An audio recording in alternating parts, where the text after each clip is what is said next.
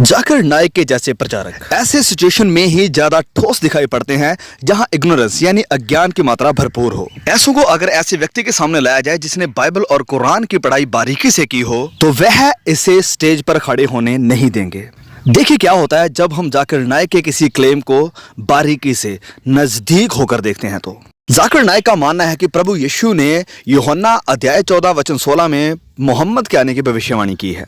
तुम New Testament पढ़ते Gospel of John chapter number 14 verse number 16 में लिखा है कि I will pray to my father to send you a comforter who will abide with you for ever. मैं कहूँगा खुदा से कि आपके लिए एक कंफर्टर, एक मोहसिन भेजे जो हमेशा आपके साथ रहेगा। आइए हम यूहन्ना अध्याय 14 वचन 16 को अपने लिए पढ़ते हैं। प्रभु यीशु कहते हैं, और मैं पिता से विनती करूंगा और वह तुम्हें एक सहायक देगा कि वह सर्वदा तुम्हारे साथ रहे। ध्यान दीजिए, प्रभु यीशु यहाँ पर परमेश्वर को अपना पिता कहते हैं। क्या मुसलमान अल्लाह को अपना पिता कहते हैं? बिल्कुल नहीं, क्योंकि कुरान के मुताबिक अल्लाह किसी का पिता नहीं है। इससे पहले कि हम इस वचन को एक्सप्लेन करें, इसका मतलब जाने, ये पहले से ही असल में इस्लाम का खंडन कर रही है। लेकिन हम फिर भी जाकिर को जहां जाने देंगे क्योंकि वे आगे चलकर अपने नबी को झूठा साबित करने वाले हैं और उसे एक्सपोज करने वाले हैं। तो डॉक्टर नाइक हमारे लिए इस वचन को जरा एक्सप्लेन कीजिए। Jesus Christ peace be upon him says in the Gospel of John chapter number 14 verse number 16 that I will pray to my Father to send you another comforter who will abide with you forever. That means Jesus Christ peace be upon him will not abide with the Christian forever. This new comforter, this new prophet who will come will abide with you forever. तो doctor Naik इस वचन को explain करते हुए कह रहे हैं कि प्रभु यीशु सर्वदा अपने मसीही लोगों के साथ नहीं रहेंगे, वरन ये जो नया नबी आएगा, नया सहायक आएगा, वह सर्वदा अपने लोगों के साथ रहेगा। तो ये वचन किसी नबी के बारे में बात कर रहा है, लेकिन ये बहुत दिलचस्प है क्योंकि ये वचन कहीं भी किसी नबी के बारे में बात नहीं करता है। लेकिन ये बात डॉक्टर नाइक हमें बताने की कोशिश कर रहे हैं कि प्रभु यीशु के कहने का मतलब क्या था। तो अब यहाँ बहुत सी ऐसी बातें हैं जो हम डॉक्टर नाइक के व्याख्या के बारे में कह सकते हैं। तो जाकिर नाइक यहाँ पर उस किताब का सहारा लेकर मोहम्मद को डिफेंड कर रहे हैं जो कि शुरू ही इस बात से होती है कि प्रभु यीशु खुदा है। आदि में वचन था और वचन परमेश्वर के साथ था और वचन परमेश्वर था। यही आदि में परमेश्वर के साथ था। सब कुछ उसी के द्वारा उत्पन्न हुआ और जो कुछ भी उत्पन्न हुआ है उसमें से कोई भी वस्तु उसके बिना उत्पन्न नहीं हुई। तो सारी वस्तुएं उत्पन्न हुई हैं, होंद में आई हैं इस शब्द के द्वारा। इस शब्द ने और क्या किया है? लिखा है वचन 14 में, और वचन देहधारी हुआ और अनुग्रह और सच्चाई से परिपूर्ण होकर हमारे बीच में डेरा किया और हमने उसकी ऐसी महिमा देखी जैसी पिता के इकलौते की महिमा। ये वचन बेशक प्रभु यीशु के लिए इस्तेमाल किए गए हैं। तो ऐसे शुरुआत होती है यूहन्ना रचित सुसमाचार की।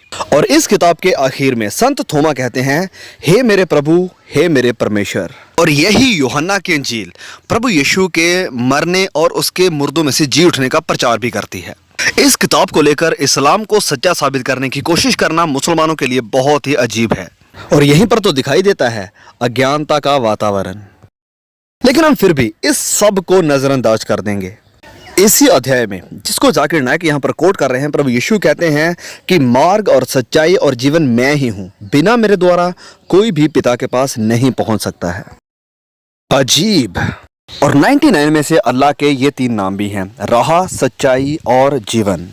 लेकिन चलिए हम मान लेते हैं कि जिस अध्याय को जाकिर नाइक यहाँ कोट कर रहे हैं, प्रभु यीशु इन नामों को अपने ऊपर अप्लाई नहीं करते हैं। इसी अध्याय 14 में प्रभु यीशु मसीह ये भी कहते हैं कि वह प्रार्थनाओं का उत्तर भी देंगे।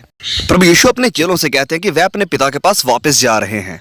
प्रभु यीशु कहते हैं, और जो कुछ तुम मेरे नाम से मांगोगे वही मैं करूंगा कि पुत्र के द्वारा पिता की महिमा हो।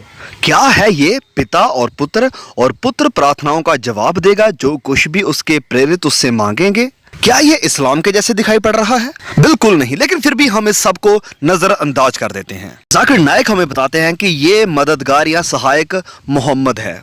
अब इस सहायक के बारे में प्रभु यीशु और क्या कहते हैं? तो देखिए, प्रभु यीशु तुरंत इस मददगार के बारे में कहते हैं कि वह सत्य का आत्मा है। क्या इस्लाम के मुताबिक मोहम्मद एक आत्मा थे?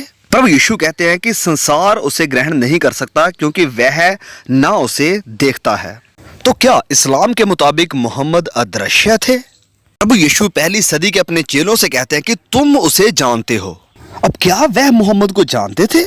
यीशु ने कहा क्योंकि वह तुम्हारे साथ रहता है। अब क्या मोहम्मद पहली सदी के मसीहों के साथ रहता था और वह तुम में होगा? अब क्या मोहम्मद प्रभु यीशु के पहली सदी के मसीहों में था? यह सब कहीं भी मोहम्मद के जैसे दिखाई नहीं पड़ता है। लेकिन गैस व्हाट कि अगर आप ये सारे सबूत जाकिर नाइक के किसी भक्त को दिखा भी देंगे और उससे कहेंगे कि क्या यह कहीं भी मोहम्मद की तरफ इशारा कर रहा है, तो वह अपना सीना चौड़ा करके कहेगा कि हाँ बिल्कुल यह वचन मोहम्मद के बारे में ही बात कर रहा है। प्रभु यीशु यहां पर मोहम्मद के बारे में भविष्यवाणी कर रहे थे। तो इस अज्ञानता और मूर्खताई की दीवार पर अपना माथा फोड़ने से, जिसे कि जाकिर नाइक ने अपने भक्तों के दिमाग पर बनाकर रखा है, चलिए जरा उनके साथ सहमत हो जाइए for the sake of argument. आइए हम थोड़ी देर के लिए मान लेते हैं कि प्रभु यीशु यूहन्ना अध्याय 14 वचन 16 में मोहम्मद के बारे में ही बात कर रहे हैं। इतनी दया तो हम दिखा ही सकते हैं। लेकिन हैरानी की बात यह है कि इतनी सारी दया दिखाने के बावजूद भी डॉक्टर जाकिर नाइक इस्लाम का खंडन करते हुए मसीही को सपोर्ट कर जाते हैं। तो जाकिर नाइक सिर्फ अपने दावे को सच्चा साबित करने के लिए यूहन्ना अध्याय 14 वचन 16 को ही नहीं वरन यूहन्ना अध्याय 16 वचन 14 को भी कोट करते हैं। तो डॉक्टर नाइक बताइए प्रभु यीशु वहां क्या कहते हैं? It's further mentioned in the Gospel of John, chapter number 16, verse number 7. Jesus Christ, peace be upon him, says, "Nevertheless, I tell you the truth. It is expedient for you that I go away. For if I go not away, the Comforter shall not come. For if I depart, shall I send him." लिखा है Gospel of John में, chapter number 16 में, verse number 7 में, "Nevertheless, I tell you the truth. It is expedient for you that I go away. For if I go not away, the Comforter shall not come. For if I depart, shall he come." तो Gospel of John, chapter number 16, verse number 7 में लिखा है, "Nevertheless, I tell you the truth." मैं आपको हक बात कह रहा हूं। It is expedient for you that I go away. क्या आपके लिए बेहतर है कि मैं जाऊं? For if I go not away, the Comforter shall not come. क्योंकि जब मैं जाऊंगा मैं उस मोहसिन को भेजूंगा। फिर बताना क्या कहा प्रभु यीशु ने? For if I depart, shall I send him? तो प्रभु यीशु के मुताबिक इस सहायक को कौन भेजने वाला है? For if I depart, shall I send him? Shall I send him? Shall I send him? Shall I send him? क्योंकि जब मैं जाऊंगा मैं उस मोहसिन को भेजूंगा। मैं उस मोहसिन को भेजूंगा। मैं उस मोहसिन को भेजूंगा। अब मुसलमानों के लिए एक छोटा सा सवाल कि मोहम्मद को नबी के रूप में किसने भेजा? हर मुस्लिम इस सवाल का जवाब बड़ी आसानी से देगा कि अल्लाह ने मोहम्मद को नबी के रूप में भेजा। तो इस्लाम के अनुसार अल्लाह ने मोहम्मद को भेजा, मतलब कि मोहम्मद अल्लाह के द्वारा भेजा गया था। अब प्रभु यीशु मसीह के मुताबिक और डॉक्टर जाकिर नाइक के मुताबिक, क्योंकि उसने इस वचन का इस्तेमाल किया है आधिकारिक भविष्यवाणी के रूप में कि सहायक को कौन भेज रहा है, मैं आपको याद दिलाना चाहता हूं कि प्रभु यीशु मसीह ने कहा, तो भी मैं तुमसे सच कहता हूं कि मेरा जाना तुम्हारे लिए अच्छा है, क्योंकि यदि मैं ना जाऊं तो वह सहायक तुम्हारे पास ना आएगा, परंतु यदि मैं जाऊंगा तो उसे तुम्हारे पास भेज दूंगा। तो इस सहायक को कौन भेज रहा है? जो अभी हमने पढ़ा इसके मुताबिक प्रभु यीशु भेज रहे हैं। तो प्रभु यीशु हैं जो सहायक को भेजते हैं, मतलब कि ये कंफर्टर, ये सहायक प्रभु यीशु के द्वारा भेजा गया है और अल्लाह ने मोहम्मद को भेजा। मोहम्मद को भेजने वाले अल्लाह थे।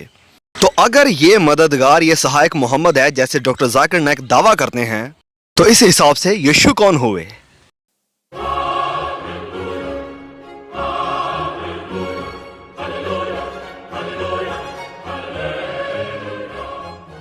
बहुत शुक्रिया डॉक्टर जाकिर नाइक ये मानने के लिए कि प्रभु यीशु ही आपका खुदा है, मोहम्मद का खुदा है और सारे मुसलमानों का खुदा है।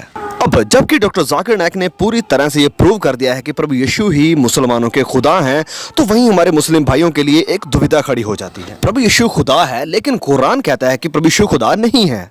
अब बातें सिर्फ दो ही हैं। अब या तो मोहम्मद सच्चे नबी नहीं थे क्योंकि उन्होंने कुरान डिलीवर किया है जो कि झूठ बोलता और कहता है कि प्रभु यीशु खुदा नहीं है, और या फिर मोहम्मद एक सच्चे नबी थे जिन्होंने कि हो सकता है पहले ये प्रचार किया हो कि यीशु खुदा हैं और उसके बाद आने वाले मुसलमानों ने उसके इस प्रकाशन को बदल दिया है। अब डॉक्टर जाकिर नाइक के मुताबिक या तो मोहम्मद एक झूठे नबी थे और या फिर वह एक सच्चे नबी थे, लेकिन बाद में आने वाले मुसलमानों ने उसके दौरान दिए गए कुरान को बदल दिया है। लेकिन मुसलमान ये मानना नहीं चाहते हैं कि कुरान बदल दिया गया है, इसलिए हम इस बात को इस नतीजे के साथ खत्म कर सकते हैं कि मोहम्मद एक झूठे नबी थे।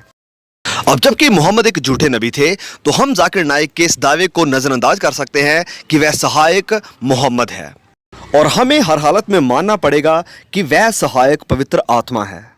और आगे चलकर ये और भी बेहतर हो जाता है, क्योंकि प्रभु यीशु मसीह इस सहायक के बारे में हमें कुछ और बताते हैं। प्रभु यीशु कहते हैं यूहन्ना अध्याय 15 वचन 26 में कि परंतु जब वह सहायक आएगा जिसे मैं तुम्हारे पास पिता की ओर से भेजूंगा, अर्थात सत्य का आत्मा जो पिता की ओर से निकलता है, तो वह मेरी गवाही देगा।